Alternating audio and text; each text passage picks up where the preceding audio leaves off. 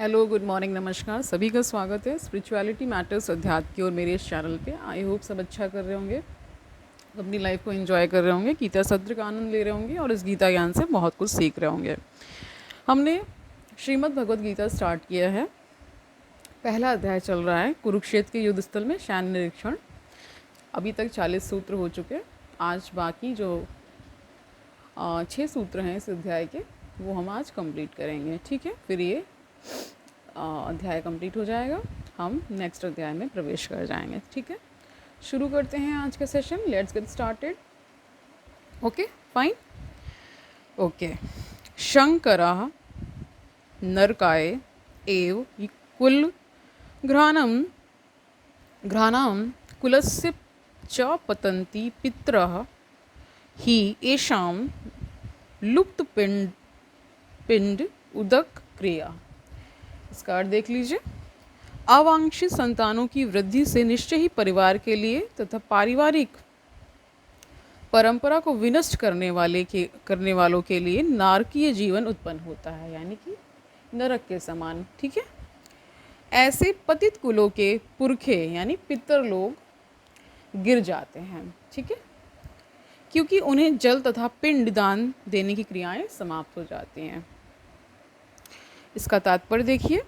सकाम कर्म के विधि विधानों के अनुसार कुल के पितरों को समय समय पर जल तथा पिंडदान दिया जाना चाहिए। अभी देखिए, श्राद्ध होके गए ना, वही चीज़ है। यह दान विष्णु पूजा द्वारा किया जाता है, क्योंकि विष्णु को अर्पित भोजन के उच्छिष्ट भाग यानी प्रसाद के खाने से सारे पाप कर्मों से उद्धार हो जाता है।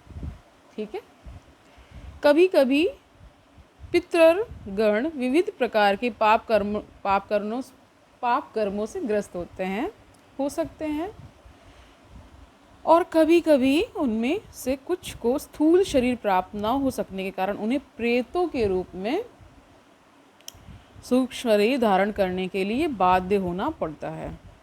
ठीक है, समझ गए।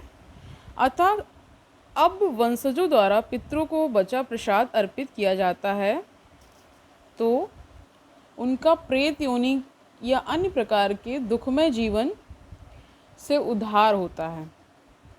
पितरों को इस तरह की सहायता पहुंचाना कुल परंपरा है, और जो लोग भक्ति का जीवन यापन नहीं करते उन्हें ये अनुष्ठान करने होते हैं। केवल भक्ति करने से मनुष्य सैकड़ों क्या हजारों पितरों को ऐसे संकटों से उबार सकता है। ठीक है, भागवत में कहा गया है, क्या कहा गया वो देखिए। देवर्षि भूतात्रणाम, ठीक है, पितृणाम च किंकरो न्याय मृणी च राजन सर्वात्मनः यह शरणम गतो मुकुंदम परिहत्य कर्तम। इसका थोड़ा सा इसका भी अर्थ देख लीजिए, क्या कहा गया है। जो पुरुष अन्य समस्त कर्तव्यों को त्याग कर मुक्ति के दाता मुकुंद के चरण कमलों की शरण ग्रहण करता है और इस पथ पर गंभीरता पूर्वक चलता है, वह देवताओं, मुनियों, सामान्य जीवों, स्वजनों, मनुष्यों या पितरों के प्रति अपने कर्तव्य या ऋण से मुक्त हो जाता है।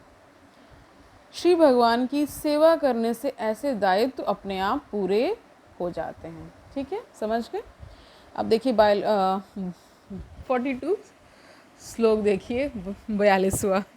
ठीक है, हिंदी भी इसी तरह इम्प्रूव हो जाएगी। ओके, देखिए। दोषे ऐते है कुल घृणाम वर्ण संकरा कारकै उत्साध्यन्ते जाति धर्म कुल धर्म च शाश्वतः। ठीक है, और देखिए इसका। जो लोग कुल परंपरा को विनष्ट करते हैं और इस तरह अवांछित संतानों को जन्म देते हैं, उनके दुष्कर्मों से समस्त प्रकार की सामुदायिक योजनाएं तथा पारिवारिक कल्याण कार्य विनष्ट हो जाते हैं। विनष्ट का अर्थ है या नष्ट हो जाना। ठीक है, तात्पर्य देखिए इसका।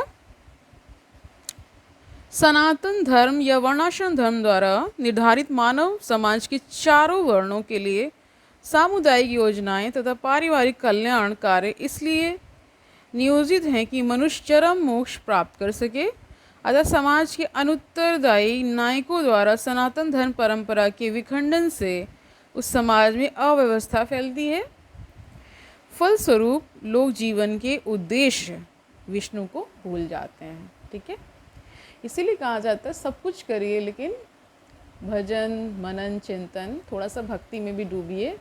तो उससे क्या होता है ना, सारे आनंद जो आपको भौतिक चीज़ों से मिल रहे हैं, जब आप ऐसा कोई आनंद पकड़ते हैं जो कभी भी नष्ट नहीं होने वाला है, कभी विनष्ट नहीं होने वाला है और उसकी खुमारी जो है वो कभी जाती नहीं है, तो ऐसा कोई आनंद पकड़ेंगे तो क्या होगा, इससे होगा क्या कि आप कहीं ना कहीं ये समझ पाएंगे कुछ चीज़ें हैं जो कभी नष्ट नहीं होती हैं, वो क्या हैं, शाश्वत हैं, जैसे प्रभु की भक्ति। ठीक है, आगे देखते हैं। ठीक है, अब यहाँ क्या बता रहे हैं कि मनुष्य चरम मोक्ष प्राप्त कर सके, अतः समाज के अनुत्तरदायी नायकों द्वारा सनातन धर्म परंपरा के विखंडन से उस समाज में अव्यवस्था फैलती है। फलस्वरूप लोग जीवन के उद्देश्य विष्णु को भूल जाते हैं ना। ऐसे नायक अंधे कहलाते हैं और जो लोग इनका अनुगमन करते हैं वे निश्चय ही कुव्यवस्था की ओर अग्रसर होते हैं। 43 देखिए, उत्सन्न कुल धर्माणाम मनुष्याणाम जनार्दन, जनार्दन श्री कृष्ण जी के लिए कहा जाता है। ठीक है, नरके नियतम वासः भवति इति अनुश्रुश्रुम। ठीक है, इसका अर्थ होता है गुरु परंपरा में से मैंने सुना।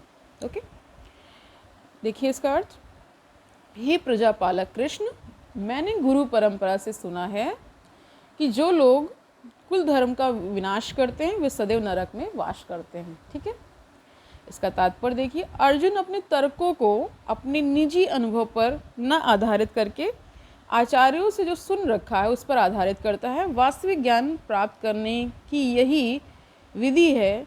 जिस व्यक्ति ने पहले से ज्ञान प्राप्त कर रखा है उस व्यक्ति की सहायता के बिना कोई भी वास्तविक ज्ञान तक नहीं पहुंच सकता। वर्णाश्रम धर्म की एक पद्धति के अनुसार मृत्यु के पूर्व मनुष्य को पाप कर्मों के लिए प्रायश्चित करना होता है। ठीक है, जो पापात्मा है उसे इस विधि का अवश्य उपयोग करना चाहिए। ऐसे किए बिना मनुष्य निश्चित रूप से नरक भेजा जाएगा, जहां उसे अपने पाप कर्मों के लिए कष्टमय जीवन बिताना होगा। 44वां सूत्र श्लोक देखिए, अहो अहो बत महत् पापम कर्तुम व्यवस्थिता वयम यत् राज्य सुख लोभेन हंतुम स्वजनम उद्यता। और देखिए, ओह कितने आश्चर्य की बात है कि हम सब जघन्य पाप कर्म करने के लिए उद्यत हो रहे हैं।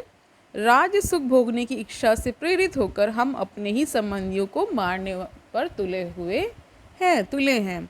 तात्पर्य देखिए इसका, स्वार्थ के वशीभूत होकर मनुष्य अपने सगे भाई, बाप या माँ के वध जैसे पाप कर्मों में क्या होता है, प्रवृत्त हो सकता है। विश्व के इतिहास में ऐसे अनेक उदाहरण मिलते हैं, किंतु भगवान का साधु भक्त होने के कारण अर्जुन सदाचार के प्रति जागरूक है, अतः वह ऐसे कार्यों से बचने का प्रयत्न करता है। ठीक है, 45 देख लीजिए श्लोक, यदि माम अप्रतीकारम अशास्त्रम शस्त्रपाण्यः धातराष्ट्रः रणे हन्युतत् में क्षेमतरम भवेत्।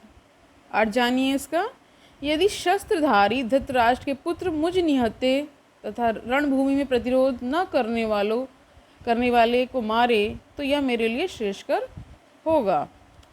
इसका तात्पर्य देखिए, क्षत्रियों के युद्ध नियमों के अनुसार ऐसी प्रथा है कि क्या है प्रथा कि निहत्थे तथा विमुख शत्रु पर आक्रमण ना किया जाए। इस तरह से वो सारे रूल्स वगैरह बनाते रहे होंगे, किंतु अर्जुन ने निश्चय किया कि शत्रु भले ही इस विषम अवस्था में उस पर आक्रमण कर दे किंतु वह युद्ध नहीं करेगा। उसने इस पर विचार नहीं किया कि दूसरा दल युद्ध के लिए कितना उद्यत है। इन सब लक्षणों का कारण उसकी दयाद्रता है, यानी दया से जो आ रहा है ना शब्द, जो भगवान के महान भक्त होने के कारण उत्पन्न हुई। यानी जो भगवान के भक्त होते हैं उनमें दया का क्वेश्चन बहुत ज़्यादा होता है, ठीक है। IQ होता है एक दया का भी क्वेश्चन होता है कि उनमें दया कूट कूट कर भरी होती है। वो समस्त जीवों पर मतलब एक तरह से कह सकते हैं कि बहुत ज़्यादा कंपैशन होता है उनके अंदर, ठीक है। हर जीव के प्रति कंपैशन होता है, ठीक है। फाइनल सूत्र देखते हैं इस अध्याय का, 46 सूत्र संजय कह रहे हैं इसमें, ठीक है। संजय उवाच एवं उक्त्वा अर्जुनः संख्ये रथ उपस्थिते उपाविशत् विसृज्य शाशरम चापम शोक संविघ्नः मानसः, ठीक है। और देखिए इसका, संजय ने कहा युद्ध भूमि में इस प्रकार कहकर अर्जुन ने अपना धनुष तथा बाण एक ओर रख दिया और शोक संतप्त चित्त के से रथ के आसन पर बैठ गया। इसका तात्पर्य देखिए, अपने शत्रु की स्थिति का अवलोकन करते समय अर्जुन रथ पर खड़ा हो गया था, किंतु वह शोक से इतना संतप्त हो उठा, ठीक है, कि अपना धनुष बाण एक ओर रख कर रथ के आसन पर पुनः बैठ गया। ऐसा दयालु तथा कोमल हृदय व्यक्ति जो भगवान की सेवा में रत हो, आत्मज्ञान प्राप्त करने के योग्य है, ठीक है। ऐसा कहा भी जाता है अर्जुन में पात्रता थी, इसीलिए उन्हें इस प्रकार का ज्ञान प्राप्त हुआ, ठीक है। रणभूमि में कुरुक्षेत्र में उन्हें यह ज्ञान श्री कृष्ण जी ने दिया है, वही गीता श्रीमद् भगवद गीता है। इस प्रकार भगवद गीता के प्रथम अध्याय कुरुक्षेत्र के युद्ध स्थल में सैन्य निरीक्षण का भक्ति वेदांत तात्पर्य पूर्ण हुआ। तो कल हम गीता का सार जो अध्याय 2 है वो शुरू करेंगे, ठीक है। देखेंगे भगवान श्री कृष्ण क्या हमें समझा रहे हैं। तो आज के लिए इतना ही रखते हैं। आई होप आपने अच्छे से सुना होगा, इसके गूढ़ अर्थ को भी आप जान ही रहे हैं। कितना महत्वपूर्ण ग्रंथ है ये, कितना कल्याणकारी और कितना आज के युग में क्या रेलेवेंस है इसका, सुसंगत है, ठीक है। कल मिलते हैं, तब तक के लिए खुश रहिए, आनंद से रहिए, आनंद फैलाइए, ठीक है। ये सभी को पता है मनुष्य जीवन बहुत ही दुर्लभ है, तो इसका भरपूर उपयोग करिए, ठीक है। सारे कार्य करते हुए थोड़ा सा समय भक्ति के लिए निकालिए, अध्यात्म के लिए निकालिए, निश्चय ही सबका कल्याण होगा, ठीक है। हरि ओम तत्सत।